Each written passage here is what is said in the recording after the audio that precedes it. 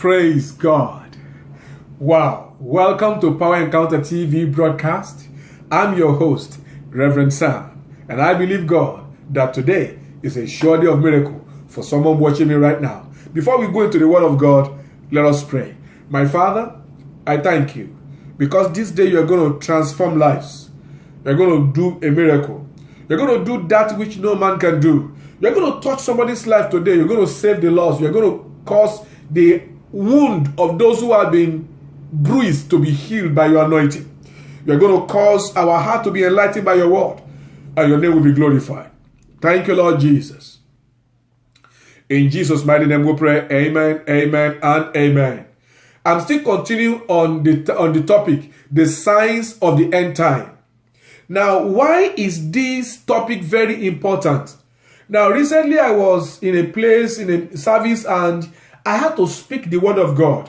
And suddenly it dawned on me that the things we are seeing that are happening right now, which many of us as servants of God are complaining about, are actually prophesied thousands of years ago. They were spoken by the prophets. Even before Jesus came, some of those things are already prophesied. So when we see them come to pass right now, we are supposed to know that this is just the manifestation of what the mouth of the Lord has spoken. However, some of those things that are spoken are not good. Some of those things that are spoken are actually they are the revelation of Satan's agenda for the end time. And that is where I want us to focus. Because you see, Satan has his plan. God has his plan. But the plan that comes to pass in your own life is going to be determined by you. In the book of John chapter 10 verse 10, the Bible says the thief come to steal, to kill, and to destroy.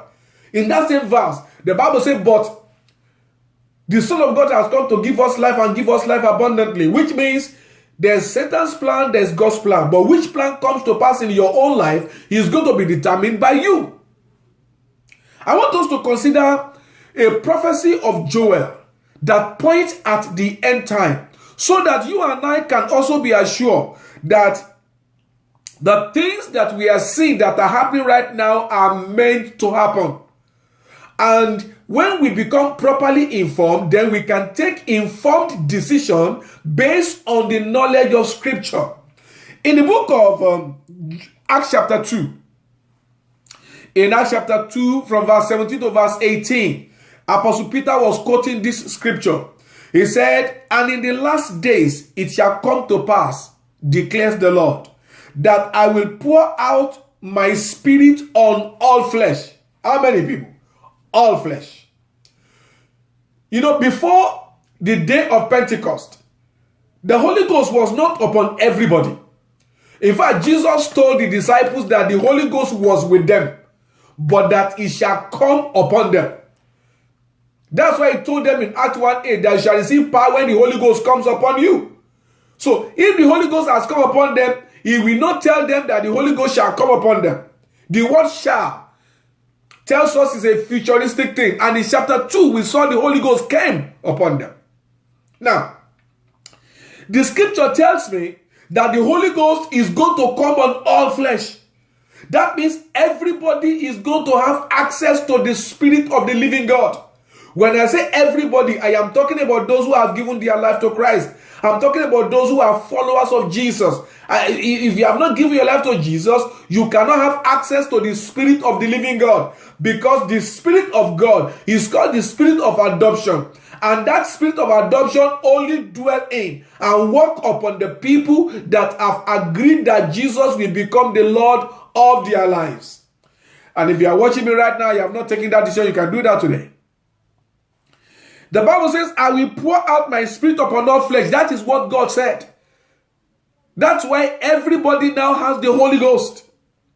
He now says something about what will happen because of the outpouring of the Holy Ghost. And remember, this is one of the signs of the end time. He said, your sons and your daughters shall prophesy.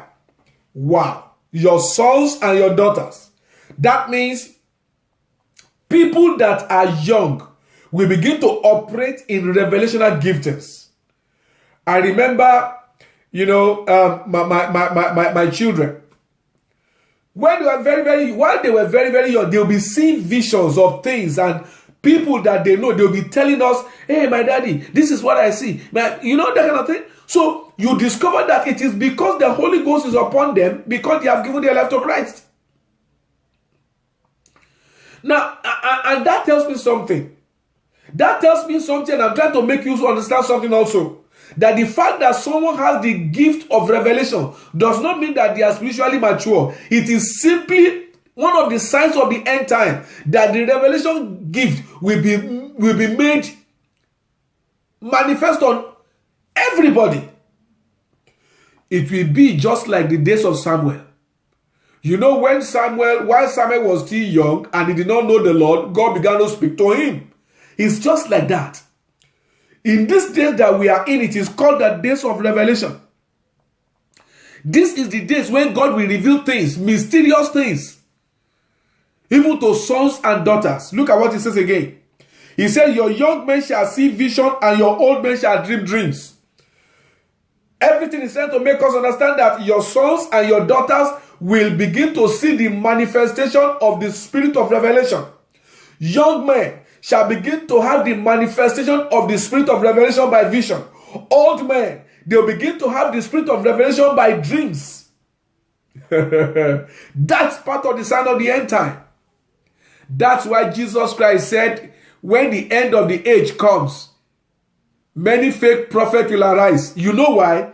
There cannot be a fake dollar without an authentic dollar.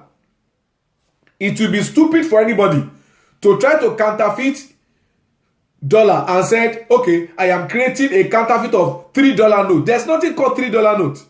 So you can't make a counterfeit of what does not have an original. So if Jesus said we should be mindful of fake prophets because many of them will arise at the end of the age, it is to let you know that the spirit of revelation is also going to manifest fully upon the church. So what does that tell you? It tells you that not everybody is a fake prophet. But it also tells you that not everybody is a true prophet.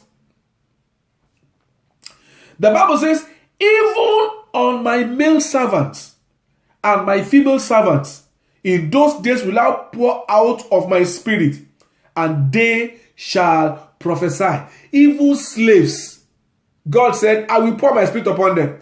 In other words, unlike in the when you look at the dispensation of time when this prophecy was given in the book of Joel, at that time only one person is anointed by God to see, to speak. During the time of Samuel, he was the only prophet. During the time of Jeremiah, he was a major prophet. So God always pick one person and put his spirit upon that person, and the person will be seen for nations and people that come to him. But when God was beginning to reveal his end time plan, he said the days is going to come that the spirit of God will not only be upon one person, it will be upon all flesh. Yeah, that means you yourself as a child of God, you are in God's agenda for the spirit of revelation. But one of the things I discover is that many of us do not believe in the anointing of God on our lives. When you see something, you don't believe until another person tells you. That's why the gift is not developing. You've got to know that this is part of the end time plan of God. That's why servants of God can easily flow in the prophetic. Even some people that flow in the prophetic, because they have been using it for a long time, they become mature in the use of the prophetic. That does not mean that they are spiritually mature. After administration, you can still see some of them that they get angry, they are full of malice, they are full of covetousness, they backbite, they slander other people, they speak evil about other servants of God, and yet the gift of prophecy, the gift of revelation is flowing through them. So, my dear people, God has declared that in these last days, there shall be manifestation of the spirit of revelation. And therefore, I pray for you today, that in the name of Jesus, as many of you as are hungry, The Lord asked me to release upon you grace. I hereby release grace upon your life. In the name of Jesus. That as many of you that have become blind in your spirit, you used to see things before, but now you don't see nothing again. I command that your spirit be made whole. Whatever the enemy has done to blindfold you, I command that the blindfoldedness be removed. In the name of Jesus. I command that from this very moment, let grace be released upon your life to begin to be able to see and know according to the divine plan and purpose of God for your life and destiny. In the mighty name of Jesus. Is there anyone watching me that is like Samson? Because of Delilah, because of the spirit of deception, you have been able to lose the gift and the anointing and the calling that God has given to you. I pray for you today that the oil of God will come upon you again. In the name of Jesus. Lord, I ask for mercy.